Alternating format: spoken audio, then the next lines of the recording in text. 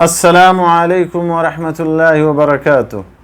بسم اللہ، الحمدللہ والصلاة والسلام علی رسول اللہ وعلی آلہ وصحبہ ومن والہ۔ محترم ناظرین، حمد و صلوات کے بعد آج جو باتیں میں آپ حضرات کے سامنے رکھنا چاہتا ہوں اللہ کی توفیق سے، وہ روزے کی حالت میں جائز اعمال کے بارے میں۔ وہ کون سے اعمال ہیں جو روزے دار کے لیے روزے کی حالت میں جائز اور مباح ہیں؟ اس سے پہلے بتایا گیا کہ وہ کون سے اعمال ہیں جن سے روزہ ٹوٹ جاتا ہے، وہ کون سی چیزیں ہیں جن سے روزے دار کا روزہ فاسد ہو جاتا ہے۔ آج ان اعمال کا تذکرہ کیا جائے گا جو روزے دار کے لیے روزے کی حالت میں جائز اور مباح ہیں۔ میرے دوستو، روزہ ماہ رمضان کا روزہ یہ دین اسلام کا ایک اہم اور بنیادی رکن ہے۔ اس کی بڑی اہمیت اور بڑی فضیلت ہے۔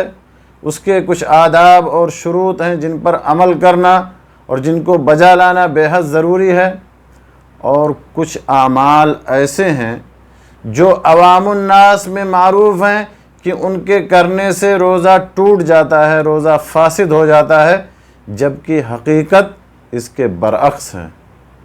ان اعمال سے روزہ نہیں ٹوٹتا۔ جیسے مثال کے طور پر حالت جنابت میں سحری کھانا۔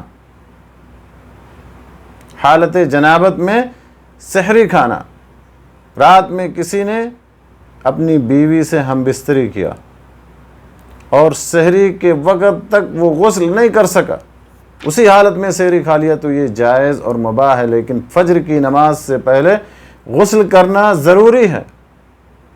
ایسا نہ ہو کہ روزے دار فجر کی نماز غسل کرنے کے بہانے چھوڑ دے۔ اللہ کے نبی صلی اللہ علیہ وسلم کے بارے میں آتا ہے، جیسا کہ ام المومنین عائشہ رضی اللہ تعالیٰ عنہ بیان کرتی ہیں کہ ان رسول اللہ صلی اللہ علیہ وسلم كان يدركه الفجر وهو جنب من أهله ثم يغتسل ويصوم، متفق علیہ۔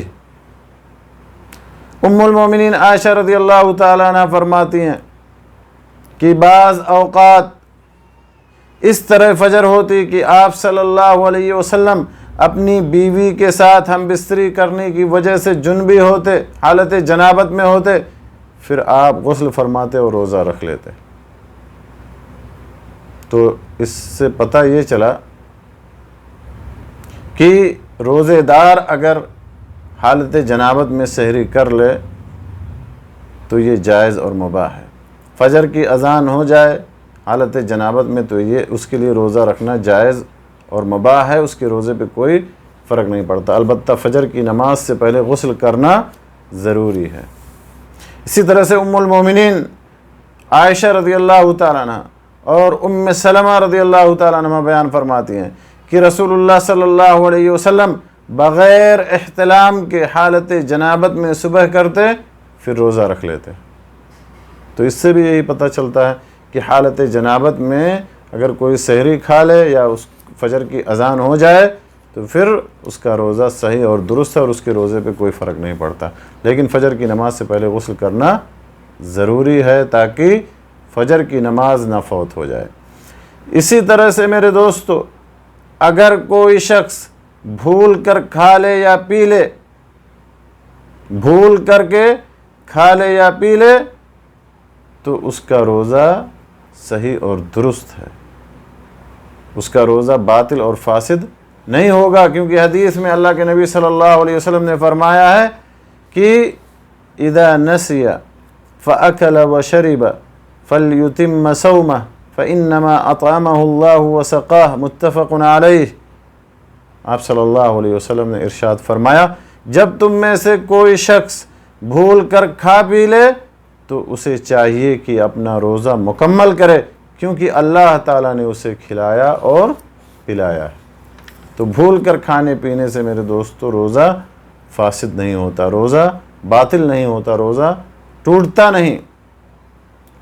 اسی طرح سے روزے کی حالت میں اگر روزے دار اپنے نفس پر قابو اور کنٹرول رکھ سکتا ہے تو بیوی کو بوسہ دینا اور اس سے چمٹنا جائز ہے، ورنہ نہیں۔ اگر اپنے نفس پر کنٹرول رکھ سکتا ہے تب، اگر اپنے نفس پہ کنٹرول نہیں رکھ سکتا ہے اور پھر وہ جماع اور ہم بستری میں مبتلا ہو جاتا ہے تو پھر ایسے شخص کے لیے، ایسے روزے دار کے لیے بیوی سے بوس و کنار ہونا جائز اور درست نہیں ہے۔ اسی طرح سے روزے کی حالت میں مسواک کرنا جائز اور درست ہے۔ کسی بھی وقت اور کسی کو کوئی بھی مسواک ہو، کسی بھی قسم کا مسواک ہو، جائز اور درست ہے، کیونکہ اللہ کے نبی صلی اللہ علیہ وسلم نے فرمایا لولا ان اشق علی امتی لامرتهم بالسواک عند کل وضوء، اور بعض روایت میں عند کل صلاۃ، کہ اگر میرے امت پر یہ بات مشقت خیز نہ ہوتی تو میں ہر وضو کے وقت یا ہر نماز کے وقت جو ہے مسواک کرنے کا حکم دیتا۔ تو چاہے زوال سے پہلے ہو یا زوال کے بعد ہو، مسواک کرنا روزے کی حالت میں جائز اور مباح ہے، اس سے روزہ فاسد اور باطل نہیں ہوتا۔ اسی طرح سے روزے کی حالت میں سرما لگانا، آنکھ میں دوا ڈالنا، کان میں دوا ڈالنا، ناک میں دوا ڈالنا، دانت میں دوا لگانا یا دانت نکلوانا، یہ جائز اور درست ہے۔ اسی طرح سے بیماری کا انجیکشن لگوانا، جیسے بخار کے لیے، درد کے لیے، جس کا مقصد طاقت اور قوت حاصل کرنا نہ ہو، یہ بھی روزے دار کے لیے روزے کی حالت میں جائز اور مباح ہے۔ گرمی کی تپش سے بچنے کے لیے یا پیاس کی شدت کو کم کرنے کے لیے سر پر ٹھنڈا پانی یا برف وغیرہ رکھنا جائز اور درست ہے۔ غسل کرنا، اپنے پورے بدن پر پانی ڈالنا، یا اسی طرح سے سمندر کے اندر یا تالاب کے اندر یا نہر کے اندر یا سوئمنگ پول کے اندر اپنے آپ کو ڈبونا، سرد گرمی سے بچنے کے لیے، گرمی کی تپش یا پیاس کی شدت کو کم کرنے کے لیے، یہ سب چیزیں میرے دوستو جائز اور مباح ہیں روزے دار کے لیے روزے کی حالت میں۔ اسی طرح سے کھانے کا مزہ چکھنا، بشرط کہ وہ حلق کے نیچے نہ جائے، صرف زبان پہ رکھ کر کے اور پھر اس کو باہر نکال دینا، یہ روزے دار کے لیے روزے کی حالت میں جائز ہے۔ خاص کر عورتوں کو ضرورت پڑتی ہے نمک وغیرہ کھانے کا چیک کرنے کے لیے روزے کی حالت میں، افطاری کے وقت یا افطاری بناتے وقت، تو یہ کھانے کا مزہ چکھنا جائز ہے۔ شرط یہ ہے کہ وہ حلق کے نیچے نہ جائے، زبان پر رکھ کر کے اس کو پھر باہر نکال دیں۔ اسی طرح سے تھوک نکلنا، کچھ لوگ یہ سوچتے ہیں کہ تھوک نکلنے سے روزہ مکروہ ہو جاتا ہے یا روزہ ٹوٹ جاتا ہے۔ نہیں میرے دوستو، تھوک نکلنے سے روزہ نہ تو مکروہ ہوتا ہے اور نہ ہی ٹوٹتا ہے۔ روزے کی حالت میں روزے دار کے لیے تھوک نکلنا جائز ہے، کلی کرنا جائز ہے، ناک میں پانی ڈالنا جائز ہے۔ شرط یہ ہے کہ اس میں مبالغہ نہ کیا جائے، کیونکہ اللہ کے نبی صلی اللہ علیہ وسلم نے فرمایا بالغ فی الاستنشاق الا ان تکون صائما، ناک میں پانی چڑھانے میں مبالغہ کرو الا یہ کہ تم روزے سے ہو، یعنی جب روزے سے ہو تو پھر ایسا مبالغہ نہ کرو۔ یہ سارے امور میرے دوستو روزے کی حالت میں روزے دار کے لیے جائز ہیں۔ اسی طرح سے اگر کوئی روزے دار، کوئی شخص دمہ کا مریض ہے تو اس کے لیے انہیلر استعمال کرنا، بخاخ جس کو کہا جاتا ہے، وہ استعمال کرنا روزے کی حالت میں جائز ہے اور اس سے روزہ فاسد اور باطل نہیں ہوتا۔ اسی طرح سپوزٹری استعمال کرنا روزے کی حالت میں جائز اور مباح، اس سے روزہ فاسد اور باطل نہیں ہوتا ہے۔ تو میرے دوستو یہ کچھ اعمال تھے جن کے بارے میں آپ کو بتایا گیا کہ روزے کی حالت میں جائز اور مباح ہے، اور اس سے روزہ نہ تو مکروہ ہوتا ہے اور نہ فاسد ہوتا ہے اور نہ ہی باطل ہوتا ہے۔